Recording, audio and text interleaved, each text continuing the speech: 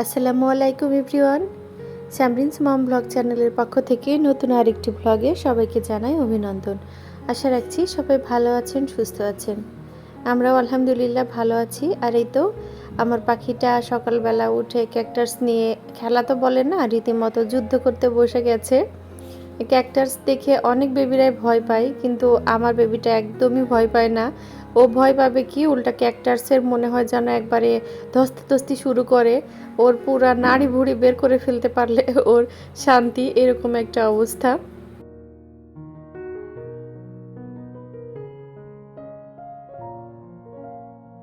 আমরা কম বেশি সবাই ইনডোর প্লান্ট পছন্দ করি, আর মোটামুটি কম বেশি সবার বাসাতেই এখন ইনডোর প্লান্ট থাকে। আর এর একটা সুবিধা হলো মাটি ছাড়াও কিন্তু পানিতে কিছু কিছু ইনডোর প্লান্ট আছে যেগুলো খুব সুন্দরভাবে দীর্ঘদিন ধরে গ্রো করা যায়। তো আমি আজকে আপনাদের সাথে সেটাই শেয়ার করব, কিভাবে মাটি ছাড়া পানিতে আপনারা ইনডোর প্লান্ট খুব সুন্দরভাবে গ্রো করবেন, কিভাবে এর যত্ন দিবেন, আর কি কি ইনডোর প্লান্ট আপনারা মাটি ছাড়া পানিতে রাখতে পারেন। তো প্রথমেই আমি দেখালাম ওইটা হচ্ছে মানি প্লান্টের কাটিং। আমি আমার মাদার যে মানি প্লান্ট গাছটা ছিল ওইখান থেকে কাটিং করে এগুলো আর কি রেখেছি। তো অল্প কিছুদিনের মধ্যে কি দারুণ শিকড় চলে এসেছে। আমি কিন্তু এটা পানিতে রেখে এরকম গ্রো করেছি। আমি ভাবতেই পারিনি যে এত সুন্দরভাবে শিকড় চলে আসবে, এত সুন্দর গ্রো করবে। 10-12 দিনের মধ্যে আর কি এভাবে শিকড় চলে এসেছে। তো যেটা করতে হবে আর কি, 2-1 দিন পর পর পানিটা একটু চেঞ্জ করে দিতে হবে। আর যে পাত্রে রাখা হয়েছে ওই পাত্রটা ভালো করে পরিষ্কার করতে হবে। প্লাস হচ্ছে যে প্লান্টগুলো আছে তাদের শিকড় সহ পুরো প্লান্টটা খুব সুন্দরভাবে পানিতে ধুয়ে পরিষ্কার করে দিতে হবে। এইভাবে করে রাখলে পরে দীর্ঘদিন কিন্তু এই হচ্ছে ইনডোর প্লান্টগুলো পানিতে ভালোভাবে রাখা যায়। এরপরে যদি আপনারা চান তাহলে কিন্তু মাটিতে লাগাতে পারেন, আর যদি না চান তাহলে এভাবে পানিতে রেখে দিতে পারেন। তবে হ্যাঁ, এটা সত্যি কথা যে মাটির তুলনায় পানিতে গ্রোথটা একটু কম হয়। পানিতে দীর্ঘদিন বেঁচে থাকবে, ভালো থাকবে, তবে মাটিতে লাগালে যতটা দ্রুত আর কি এর গ্রো করে অত দ্রুত গ্রো করবে না বা ওইভাবে গ্রো করবে না। এখন বলি কি কি প্লান্ট আর কি পানিতে রাখা যায়।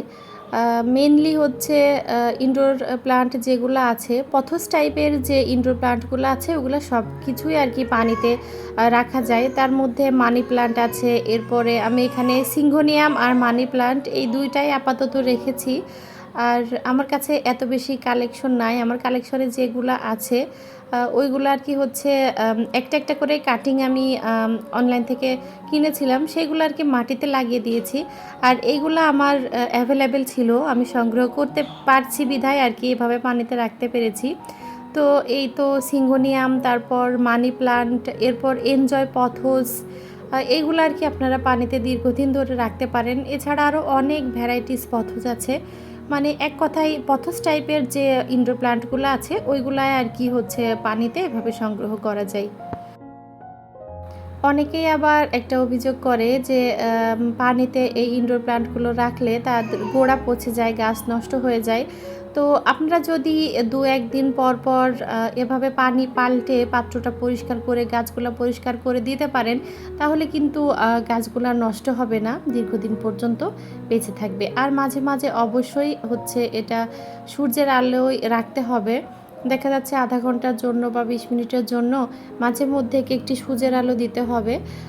তাহলে দেখা যাচ্ছে গাছটা আরও বেশি ভালো হবে। তো আমি মাঝে মাঝে আর কি জানলার পাশে কিছু গাছ রেখেছি, আর যেগুলো জানলার পাশে রাখা সম্ভব হয়নি ওইগুলো আর কি মাঝে মাঝে একটু সূর্যের আলোয় রাখি, যার জন্য পরে গাছটা একটু সূর্যের আলো নিয়ে অনেক বেশি গ্রো করে।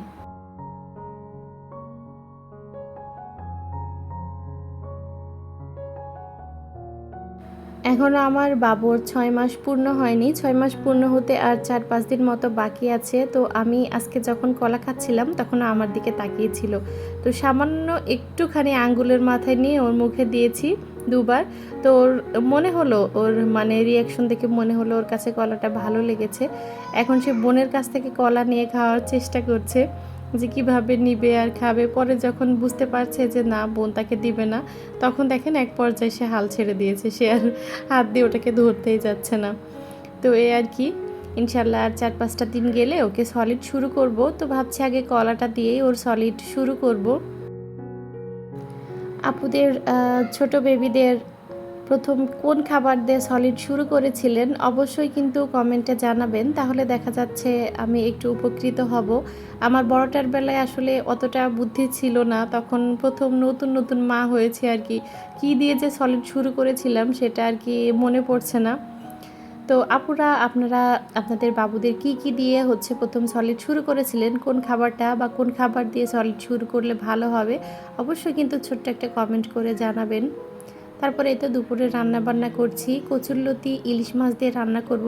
এখানে যাবতীয় সব মশলা দিয়ে দিয়েছি, জিরা বাটা, সরিষা বাটা, রসুন বাটা, পেঁয়াজ বাটা, কাঁচামরিচ বাটা, তারপর পরিমাণ মতো লবণ, হলুদ সব কিছু একসাথে পানি দিয়ে আগে একটা বাটিতে মিক্স করে নিয়েছিলাম। তারপরে এই তো হচ্ছে কচুরলতিটা পানি না দিয়ে একটু কষিয়ে নিয়েছি। এমনিতেই কচুরলতি নরম হয়, দেখা যাচ্ছে পানি দিয়ে যদি কষানো হয় আর এক্সট্রা যদি ঝোলের পানি দেওয়া হয় তাহলে সব মিলিয়ে আর কি একটু বেশিই হচ্ছে নরম হয়ে যায়।